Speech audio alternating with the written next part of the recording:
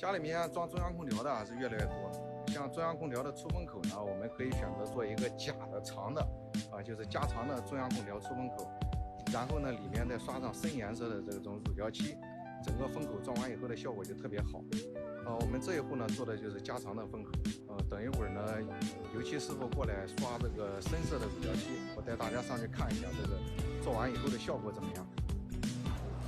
中央空调啊，你看我们中央空调出风口，我们都做了加长的这个百叶出风口，就像我们这个顶上，大家可以看一下，其实它真正的出风口只有这么一点，但是呢，我们做了一个加长的造型，然后里面我们等一下，油漆工来了再把它刷个深灰色，整个这个风口，我们加长风口装完以后的这个效果就特别好，等一下我们油漆工师傅来涂完了以后，我们再来看看安装以后的效果。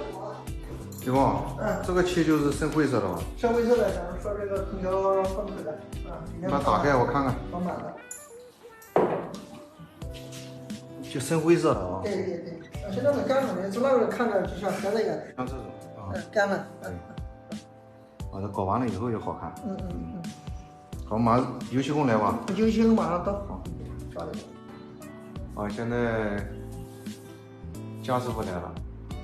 其实这个刷风口主要就是把它这个修饰一下，只要刷深灰色就可以了。因为它风口装上以后看到后面基本上就是一个黑色的、一个深色的感觉。像刷这个漆这就非常快，因为它主要就是一种装饰性的一种。对，咱们也删一个。对，主要就是把这个颜色刷深。像这个房间里面的这个中央空调这个出风口给它刷深色就基本搞完了。我们每个房间里面做的都是这种加长的风口。现在刷完了以后我们把这个风口装上去，看看效果怎么样。因为刷这个风口刷颜色主要就是装饰作用，画龙点睛作用。大家看一下这个装上去以后的效果，就是整个一条都是黑色的，看起来就像整个风口从头到尾一样，特别漂亮。大家以后在做中央空调的时候，也可以采用这种方法，做一个加长型的假的风口，然后里面刷上这种深颜色，这种效果特别棒。我们这个房间的风口做的也是加长的风口，现在也刷上了深灰色。